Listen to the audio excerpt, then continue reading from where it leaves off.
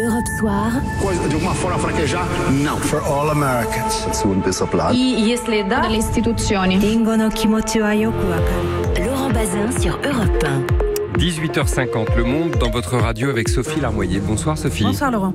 Les facs françaises ne sont pas les seules à être en ébullition, en tout cas pour certaines d'entre elles. Ça gronde aussi au Sénégal, vous allez le découvrir, et ça a pris là-bas d'ailleurs des proportions considérables au point que des têtes commencent à tomber. Qu'est-ce qui se passe ? Alors c'est Macky Sall lui-même, le président sénégalais, qui a limogé par décret 2 dirigeants de l'université de Saint-Louis au nord-ouest du pays.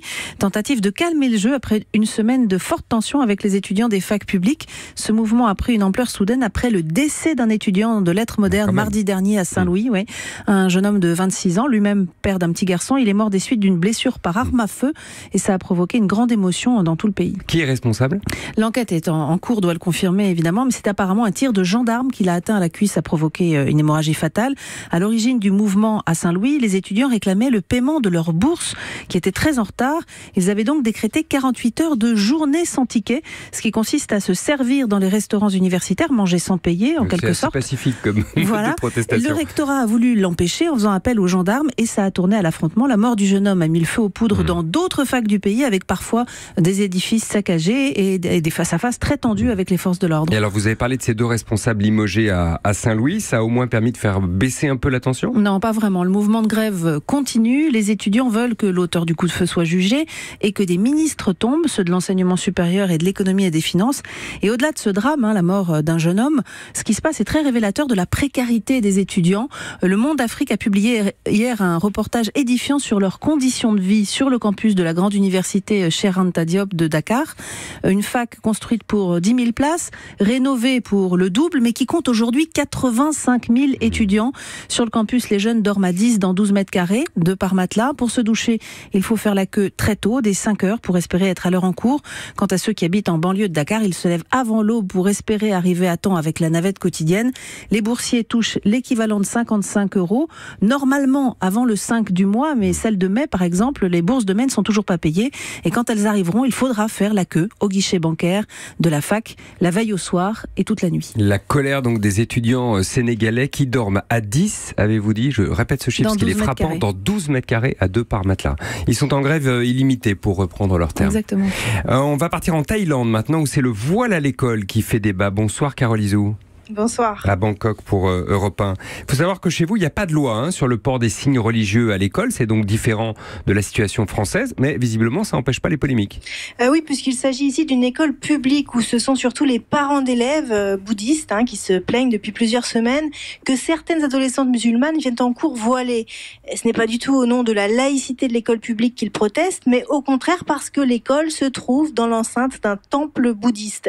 Alors, il faut savoir que c'est le cas de beaucoup d'écoles en Thaïlande parce que les monastères ont été les premiers à assurer un service public d'éducation avant que l'État ne se mette à financer ces écoles. Et alors qu'a fait l'école face à ces jeunes adolescentes ?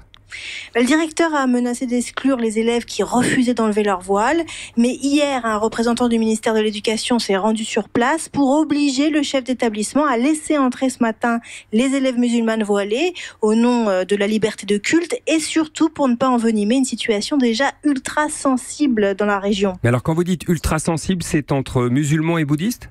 Oui, parce que tout ça se passe dans l'extrême sud du pays, une zone où un conflit entre indépendantistes musulmans et autorités bouddhistes fait rage depuis plus d'une décennie. Il s'agit de 3 provinces à forte majorité musulmane. On y parle non pas le thaï, mais le malayu, un dialecte de la langue malaisienne. Et il y règne une forte tension. La zone d'ailleurs est déclarée sous état d'urgence et littéralement occupée par des milliers de soldats thaïlandais.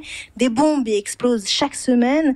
Le conflit a fait près de 7000 morts depuis 2004. Mais il reste complètement méconnu. Les autorités thaïlandaises, toujours soucieuses de préserver le tourisme dans leur pays, sont réticentes à en parler et à laisser entrer les journalistes. Carole Izou, donc, depuis Bangkok pour Europe 1. Encore un mot, Sophie, ou 2 d'ailleurs peut-être, pour l'Estonie d'abord, qui a créé une base de données ADN pour un peu plus de 10% de sa population. Oui, mais alors attention, sur la base du volontariat, pas de volonté de surveillance à la Big Brother. Le but de cet inventaire, c'est d'améliorer la prévention des maladies chroniques et essayer de découvrir les des variations génétiques liées à certaines maladies. Un budget de 5 millions d'euros vient d'être débloqué et les volontaires peuvent déposer leurs échantillons ADN dans les hôpitaux, dans les labos et même sur des lieux d'événements sportifs où des tentes ont été dressées pour ça. Et puis votre deuxième mot sera pour une petite île brésilienne qui célèbre sa première naissance en 12 ans. Mais oui, parce que figurez-vous que sur l'île de Fernando de Noronha, 26 km² quand même, les naissances sont interdites, faute de maternité pour accueillir les bébés. Et pourtant, ce samedi, une femme a donné naissance à une petite fille. Le plus étrange de cette histoire, c'est que la mère ne l'a pas fait exprès, je m'explique.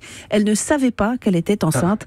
Vendredi soir, elle a ressenti des douleurs, elle a demandé à son chéri de l'aider et hop, la petite est arrivée à la stupéfaction de ses parents. Je ne sais pas comment on dit déni de grossesse en brésilien, mais ça ressemble à ça. En tout cas, merci Sophie Larmoyer.